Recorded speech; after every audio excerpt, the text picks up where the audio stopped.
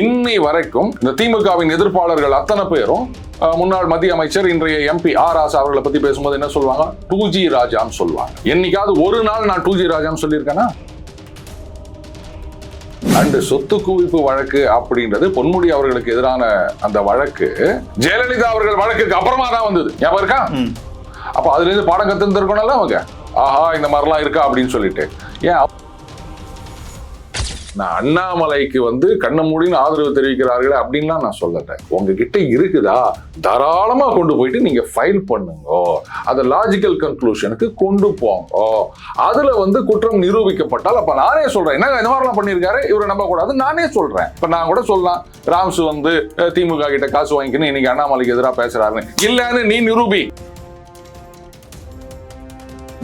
இப்போ நீங்க அண்ணாமலை அவ்வளவு லக்ஸரியஸா இருக்காரு, அந்த கார்ல போறாரு இந்த கார்ல போறாரு, அதனால ஊழல்னு சொன்னீங்கன்னா அப்ப அரவிந்த் கெஜ்ரிவால் சாதாரண ஒரு சொக்கா பேண்ட் போட்டுக்கிட்டு ரெனால்ட்ஸ் பேனோட ஊழல் இல்லைன்னு சொல்றீங்களா?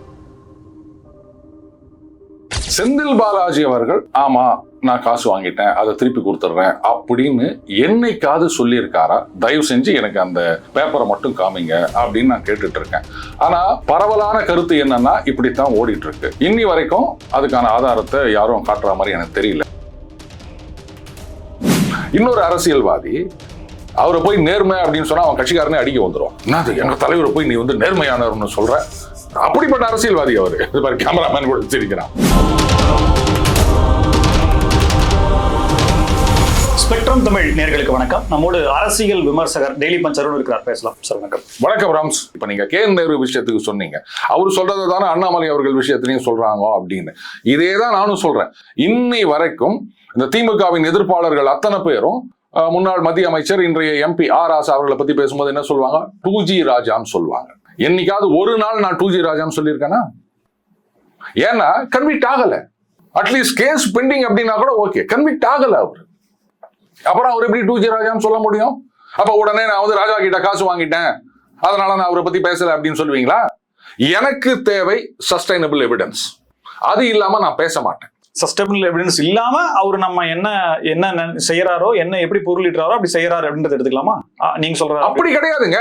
உடனே நீங்க சொல்லாதீங்க. இப்ப திமுக மேல என்ன தெரியுமா சொல்லுவாங்க? Sir scientific corruption. அப்ப நீ சயின்டிபிக்கா இன்வெஸ்டிகேட் பண்ணு. உனக்கு இன்வெஸ்டிகேட் பண்ண துப்பு இல்லைன்னா வாய மூடிட்டு போ. அப்ப திமுக புனித சக்தி தான் அப்படி எடுத்துக்கலாம். நான் அப்படி சொல்லல. ஆனால் அது ஊழல் சக்தின்னு சொல்றதுக்கு என்கிட்ட ஆதாரம் கிடையாது. இருந்ததுன்னா கோர்ட்ல கேஸ் போடுங்க. அறப்போர் இயக்கம் பண்ணிட்டு இருக்காங்கல்ல, அவங்க தானே முன்னிருந்து இப்ப அந்த டெண்டர் விஷயம் சிபிஐ கிட்ட போச்சு. இப்போ நீங்க கேனர் சொல்றாருன்னா கரெக்ட். யாரா இருந்தாலும் அப்படிதான் சொல்லுவாங்க. என்னுடைய வருமானம் அளவுக்கு அதிகமா போச்சுன்னு சொன்னா, இதே முன்னாள் அதிமுக அமைச்சர்கள், முன்னாள் திமுக அமைச்சர்கள் அவங்க மேல எல்லாம் சொத்து குவிப்பு வழக்கு இருக்கா இல்லையா? அந்த மாதிரி போடுங்க. பண விஷயத்துல பணம் வாங்குறாரு அப்படின்றதெல்லாம் அது ஒரு பக்கம் குற்றச்சாட்டுகளை அது வைக்கிறேன் சார். நீங்க சொன்ன ஆன்சர்ஸ் எடுத்துக்கிட்டோம். இன்னொரு பக்கம் முதல்ல எந்த பணம் 10 லட்சம் சொல்றீங்களா, 2000 கோடி? நிறைய குற்றச்சாட்டுகள் இருக்கு. அதுக்கான குற்றச்சாட்டுகள் இருக்குன்னா ஆதாரத்தை கொடுங்க. ஆதாரமும் எவிடன்ஸும் இல்லாம எது பண்ணாலும் அதை எடுத்துக்க மாட்டோம். என்கிட்ட கூட கொடுக்க மாட்டாங்க ஆதாரத்தை. ராம்சே மறுபடியும் நான் சொல்றது இதுதான். ஒருத்தர் வருமானத்துக்கு அதிகமா சொத்து சேர்த்து வச்சுக்கிறாருன்னு வச்சுக்கோங்களேன். அதெல்லாம் கள்ளப்பணம், கரெக்டா? கருப்பு பணம். வாங்க நேரா பஸ் பிடிச்சோ இல்ல ஒரு ஆட்டோ பிடிச்சோ ஹேட் ஹவுஸ் ரோட் போடுவோம். இன்கம் டாக்ஸ் இருங்க 10% கொடுப்பாங்க கமிஷன். சார் இப்ப என் வாட்ச் 1 கோடி ரூபாய்க்கு நான் வாட்ச் கட்டுறேன்னா இது வேற யாராவது கொடுத்தாங்க, வேற யாராவது இருந்தா நான் கட்டிக்கலாம். நான் இருக்கிற வீடு ஒரு 50 கோடி ரூபாய் போனா அது வேற யாராவது இருக்காங்க, வேற இருக்குன்னா நான் அதை அனுபவிச்சுக்கலாம். கார் ஒரு 4 கோடி ரூபாய்க்கு நான் யூஸ் பண்றேன் அப்படின்னா அது வேற யாராவது கொடுத்தாங்கன்னா நான் அனுபவிச்சுக்கலாம். டீசல் டெய்லி அதுக்கு யாராவது போடுறாங்க அப்படின்னா அதுவும் வேற யாராவது கொடுக்குறாங்க, ஏதாவது பண்றாங்கன்னா நான் அனுபவிச்சுக்கலாம். அது யாரும் நிரூபிக்காத பட்சத்துல எல்லாம் சுகபோக வாழ்க்கையை வாழலாம். அது மெட்டீரியல் எவிடன்ஸ் இல்ல அப்படின்ற மாதிரி எடுத்துக்கலாமா சார்? நீங்க எனக்கு தெரிஞ்சு எப்படி கிளாரிஃபை பண்றீங்க? சட்டத்துக்கு தேவை ஆதாரங்கள். வெறும் குற்றச்சாட்டுகள் அப்படின்றது வேலைக்கு ஆகாது சார். உள்ளபடியே உங்கள்ட்ட இருந்து நான் இந்த பதில் எதிர்பார்க்கல. தேவை ஆதாரங்கள்னா ஆதாரம் இல்லாமல் ஸ்பான்டேனியஸா, அதாவது படித்தவன் ஊழல் செய்தால் ஐயோ என்று போவான்ற மாதிரி அப்போ நீ டிப்ளமேட்டிக்கா எங்கெல்லாம் மாட்டக்கூடாதுன்னு சொல்லி ஒரு அக்கௌண்டன்ட்டை வச்சியும் ஒரு அட்வொகேட்டை வச்சியும் ஒரு ஜட்ஜை வச்சியும் நீங்க பக்காவா பிளான் பண்ணினா நீங்க என்ன வேணா எப்படி வேணா எந்த குற்றச்சாட்டு வேணா பண்ணிக்கலாமா? எப்படி சார் இது நியாயம்? இப்போ மனசாட்சின்றது என்ன சார்? இருங்க நான் சொல்றேன். இப்போ அண்ணாமலை அவர்கள் திறமையான சார்ட்டர்ட் அக்கௌண்டன்ட் வச்சுட்டு இது மாதிரிலாம் கணக்கு அமைச்சிட்டாரு, அதனால அவர் தப்பிச்சு. நான் சொல்ல கிடையாது, ஒருத்தர் செய்யலாமா? நான் சொல்றேன் ஒருத்தர் செய்யலாமா அப்படின்னு. முன்னாள் அமைச்சர் பொன்முடி அவர்கள் அவருக்கு ஒரு திறமையான சார்ட்டர்ட் அக்கௌண்டன்ட் வச்சுக்க முடியாதா? அவங்க எல்லாம் பண்ணனதுக்கு அப்புறம் தானே யோசிக்கிறேன். வர்றப்ப எல்லாம் எடுத்து வச்சுக்கிறாங்க, அதுக்கப்புறம் தானே பாக்குறாங்க. ஏதோ மினிமமா பாப்பாங்க, அது லூப் ஹோல். இருங்க ராம்ஸ், இந்த மாதிரி எத்தனை அமைச்சர்கள் இருக்காங்க. அண்ட் சொத்து குவிப்பு வழக்கு அப்படின்றது பொன்முடி அவர்களுக்கு எதிரான அந்த வழக்கு ஜெயலலிதா அவர்கள் வழக்குக்கு அப்புறமா தான் வந்தது. ஞாபகம் இருக்கா? அப்ப அதுல இருந்து பாடம் கத்துருக்கணும்ல அவங்க. ஆஹா, இந்த மாதிரிலாம் இருக்கா அப்படின்னு சொல்லிட்டு. ஏன் அவரெல்லாம் ஒரு திறமையான அக்கௌண்டன்ட், சார்ட்டர்ட் அக்கௌண்டன்ட், அவங்களெல்லாம் வச்சுக்கின்னு இதெல்லாம் வந்து மூடி மறைச்சிருக்க முடியாதா? எத்தனை அமைச்சர்கள் மீது இந்த மாதிரி வழக்கு இருக்கின்றது. அதனால இத பாருங்க, அமைச்சர் பொறுப்புக்கு வந்து அவருக்கு கையாளல் செய்வதற்கான வாய்ப்புகள் இருக்கிற சூழ்நிலையில அவர் அதை செய்தார்ன்ற குற்றச்சாட்டு முன்வைத்து அது விசாரணைக்கு போய் அது வரும்போதுதான் இவ்வளவு பிரச்சனைகள் இருக்கு. அண்ணாமலை இன்னும் அதுல ஃபர்ஸ்ட் ஸ்டெப் கூட எடுத்து வைக்கல. ஆனால் அவர் மேல் குற்றச்சாட்டுகள் வைக்கப்படுது இல்ல, ஆனாலும் ஆதரவாளர்கள் அவர்களை தூக்கி பிடிக்கிறாங்களேன்றதான் இங்க கேள்வியாக இருக்கு. சரி, நான் திருப்பி இதுதான் சொல்றேன். குற்றச்சாட்டுகளை மட்டுமே வச்சுட்டு போனீங்க அப்படின்னு சொன்னா அப்ப நான் உங்களை வந்து நான் கன்சிடர் பண்ணவே மாட்டேன். அறப்போர் இயக்கம் அவங்க ட்விட்டர்ல முதல்ல போடுவாங்க என்னென்ன மாதிரி அப்படின்னு சொல்லிட்டு, அதுக்கப்புறம் ஆர்டிஐல வாங்குறது, இல்ல மற்ற தகவல் திரட்டுறது, டெண்டர் சைட்ல போயிட்டு அந்த டெண்டர் கண்டிஷன்லாம் எடுக்கிறது அப்படின்னு சொல்லிட்டு அதை அலசி ஆராய்ச்சி அதுக்கப்புறம் அவங்க டிவிஎஸ்ல கம்ப்ளைண்ட் கொடுப்பாங்க. அவங்க வந்து அப்படியே இழுத்தடிப்பாங்க, அதுக்கப்புறம் கோர்ட்டுக்கு போவாங்க. எவ்வளோ ப்ராசஸ் ஆகி அதுக்கப்புறம் அதை சிபிஐ கிட்ட ஹேண்ட் ஓவர் பண்றாங்க. நீங்க அதெல்லாம் செய்ய மாட்டேங்கிறீங்க. குற்றச்சாட்டு மட்டும் சொல்லிட்டு போயிட்டே இருக்கணும். இது ஆப்பு கட்சியுடைய ஃபார்முலா. அப்படியே அள்ளி தெளிப்பாங்க, ஆதாரத்தை விடுங்க அப்படின்னு சொன்னா அது நீங்க தான் கொடுக்கணும்னு சொல்லிட்டு ஓடி போயிடுவாங்க. நான் என்ன சொல்றேன், இதை பாருங்க, நான் அண்ணாமலைக்கு வந்து கண்ண மூடின்னு ஆதரவு தெரிவிக்கிறார்களே அப்படின்லாம் நான் சொல்லல. உங்ககிட்ட இருக்குதா தாராளமா கொண்டு போயிட்டு நீங்க ஃபைல் பண்ணுங்க, அதை லாஜிக்கல் கன்க்ளூஷனுக்கு கொண்டு போங்க. அதுல வந்து குற்றம் நிரூபிக்கப்பட்டால் அப்ப நானே சொல்றேன், என்ன இந்த மாதிரிலாம் பண்ணியிருக்காரு இவரை நம்ப கூடாது நானே சொல்றேன். ஆனா எதுவுமே இல்லாம வெறும் குற்றச்சாட்டு மட்டுமே சொல்லிட்டு போனீங்கன்னா இப்ப நான் கூட சொல்லலாம், ராம்ஸ் வந்து திமுக கிட்ட காசு வாங்கிக்கணும் இன்னைக்கு அண்ணாமலைக்கு எதிராக பேசுறாருன்னு. இல்லன்னு நீ நிரூபி, நீ காசு வாங்கல நீ நிரூபி. அவசியம் கிடையாது சார், சாதாரண ஒரு ராம்ஸும் அருணுமே வந்து அந்த மாதிரி சொல்லும் போது வாங்கின காசுல லக்ஸரி லைஃப் நான் வாங்குறேன்னா என் வாட்ச் என்ன விலை, நான் எது பொது போக்குவரத்துல வரேனா கார்ல வரேனா இப்படின்றது கூடுதல் இருக்குல்ல. நான் எந்த வீட்டுல இருக்கிறேன், வீடு டியூல இருக்குதா, என் பொண்டாட்டி எங்க வேலைக்கு போறா, அவங்களுக்கு என்ன வருமானம், தனிநபர் என் குடும்பத்தினுடைய வருமானம் என்ன, என் ஸ்கூல்ல என் பிள்ளைங்க எங்க படிக்கிறாங்க, இதெல்லாம் இருக்குல்ல. சரி, அரவிந்த் கெஜ்ரிவால் எடுத்துக்காங்க. சாதாரண சரியா கூட அயன் பண்ணாத ஒரு சொக்கா, சாதாரண பேண்ட், ஒரு சாதாரண செருப்பு, ஒரு ரெனால்ட்ஸ் பென்னு, பர்மால இருந்து தேக்கு வாங்கிட்டு வந்து இன்டீரியர் பண்ண. இருங்க இப்படித்தான் இருந்தார்.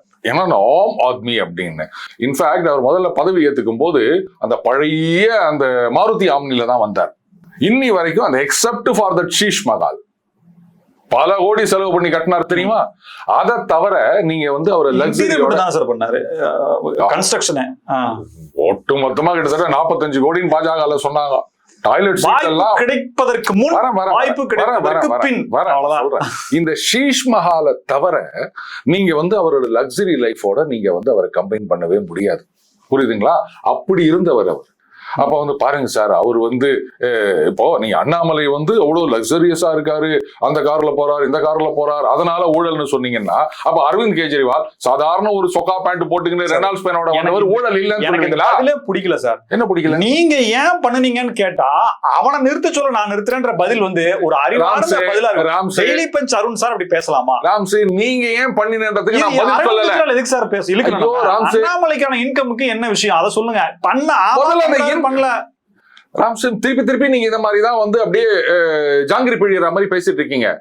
இன்கம் அப்படின்னா அவர் சொல்றாரு 10 லட்சம் ரூபாய் என்னுடைய நண்பர்கள் கொடுக்குறாங்க அப்படின்னு சொல்லிட்டாரு. அது தவிர நீங்க சொல்றீங்க இந்த 2000 கோடி 4000 கோடி இத்தனை கம்பெனிகள் அப்படின்னு, அதனுடைய சொத்து மதிப்பு என்ன, பணம் என்ன, அந்த கணக்கை என்கிட்ட கொடுங்க. நானே கேள்வி கேட்கிறேன் எப்படி வந்ததுன்னு. அதை கொடுக்க மாட்டேங்கிறீங்களா நீங்க? இத்தனை கம்பெனியும் சொல்றீங்க, சரி அந்த கம்பெனியோட அசெட் வேல்யூ என்ன, அது எங்கேருந்து வந்தது, அட்லீஸ்ட் அந்த அசெட் வேல்யூ இவ்வளோ அப்படின்னு கூட நீங்க சொல்லுங்க. அதுக்கப்புறம் நம்ம விசாரிக்கலாம். எதுவுமே சொல்லாம கம்பெனி வச்சுக்கிறாரு நான் என்ன பண்ண முடியும் சார்? அண்ணாமலையுடைய வெல்விஷரும் கிடையாது, ஹேட்டரும் கிடையாது. நீங்க சொல்ற பதில இருந்து அண்ணாமலையோட வெல்விஷர் மாதிரி தெரியுது. இப்போ நீங்க எதிரான பண்ண முடியும். இப்போ எதிரான ஒரு கருத்து வருது சார், அந்த கருத்து ஆரம்பத்திலேயே நீங்க வந்து இல்ல அப்படின்னு சொல்லி பாருங்க. ஆதாரம் கொடுங்க நான் கேட்கறது தப்பாங்க. அப்ப ஒரு குற்றச்சாட்டு சொல்லிட்டா உடனே எல்லாரும் அதை ஏத்துக்கணும். ஆமா ஆமா ஆமா ஆமா இவர் கெட்டவர் அவர் கெட்டவர் அப்படின்னு எல்லார் மேலேயும் குற்றச்சாட்டு சொல்லிட்டு போலாங்க.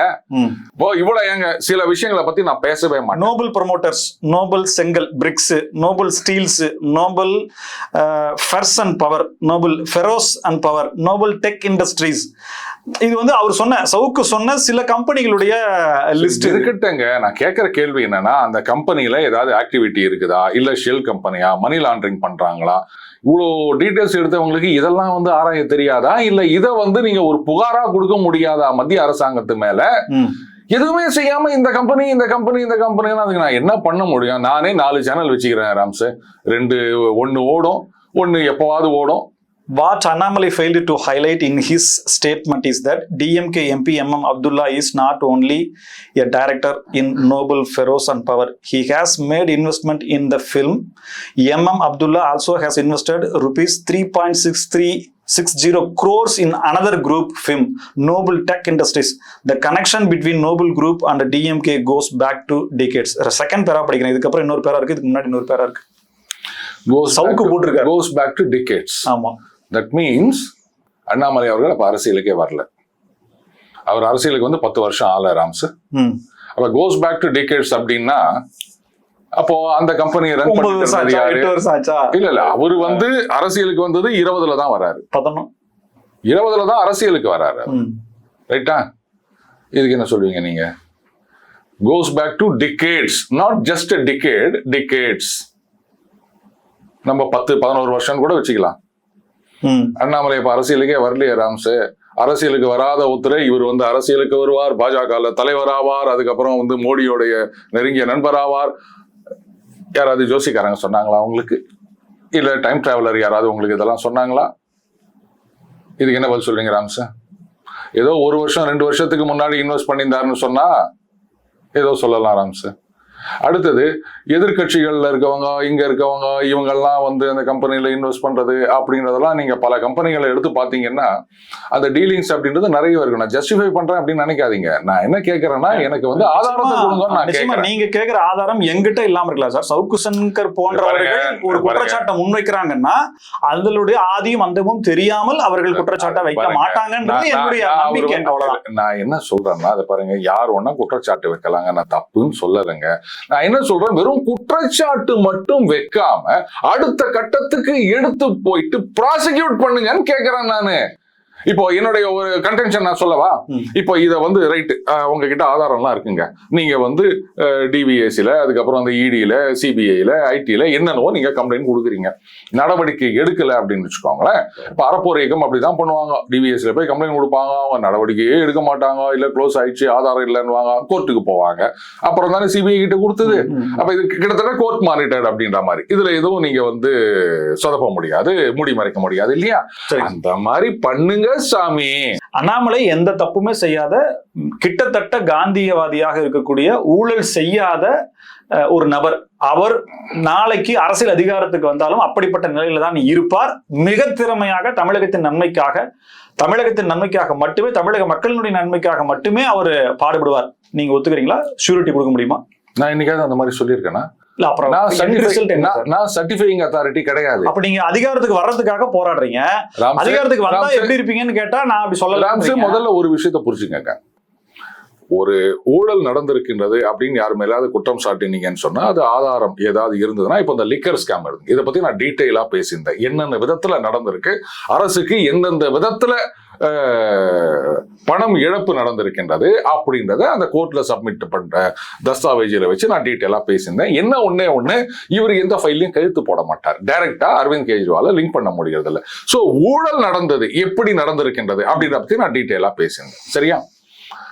மற்றபடி அரவிந்த் கெஜ்ரிவால வந்து ஃபார் தட் மேட்டர் எந்த ஒரு அரசியல்வாதியுமோ எடுத்த உடனே இவர் ஊழல்வாதி அப்படின்னோ இல்ல ஒரு நேர்மையானவர் அப்படின்னோ சொல்றதுக்கு நான் அத்தாரிட்டி கிடையாது. ஐ கோ பை கேஸ் பேசிஸ். புரியுதுங்களா? இன்னைக்கு நான் சொல்றேன் ராம்ஸ், இந்தியாவிலேயே மிக நேர்மையாக அறியப்பட்ட அவரை பத்தி சொன்னீங்கன்னா, அவரா நேர்மையின் சிகரம் சார் அப்படின்னு ஒரு அரசியல்வாதி அறியப்பட்டவர். அவரு வந்து ஒரு கட்சி வச்சிருந்தார், அவர்கிட்ட ஒரு எம்பி போறார், எலெக்ஷன் மறுபடியும் வருது, அவரு எம்பிக்களுக்கெல்லாம் வந்து 25 லட்ச ரூபா ஏதோ கட்சி நிதி கொடுக்குறாரு. எலெக்ஷன்ல ஃபைட் பண்ணணும்ல, ஏதோ சம்திங், ஏதோ ஒரு அமௌண்ட், 25 லட்ச ரூபாய் எக்ஸாக்டா தெரியாது, ஒரு அமௌண்ட். அவரு இந்த எம்பி போறாரு, நான் மந்திரி எல்லாம் ஆக்கி போட்டு மந்திரி பதவி வாங்கி கொடுத்து விட்டு என்கிட்ட வந்து காசு கேட்கிறேன். நீ இல்ல கட்சிக்கு கொடுத்துருக்கணும் அப்படின்னு சொன்னார். நான் பேர் சொல்ல விரும்பல. இதுவும் எனக்கு தெரியும். இன்னொரு அரசியல்வாதி அவரை போய் நேர்மை அப்படின்னு சொன்னா அவன் கட்சிக்காரனே அடிக்க வந்துடும். என்னது எங்க தலைவரை போய் நீ வந்து நேர்மையானவர்னு சொல்ற? அப்படிப்பட்ட அரசியல்வாதி அவரு. இது மாதிரி கேமராமேன் கூட வச்சிருக்கிறான். அவரு வந்து ஒரு மத்திய மந்திரியா இருக்கும்போது ஒரு கான்ட்ராக்ட் வருது.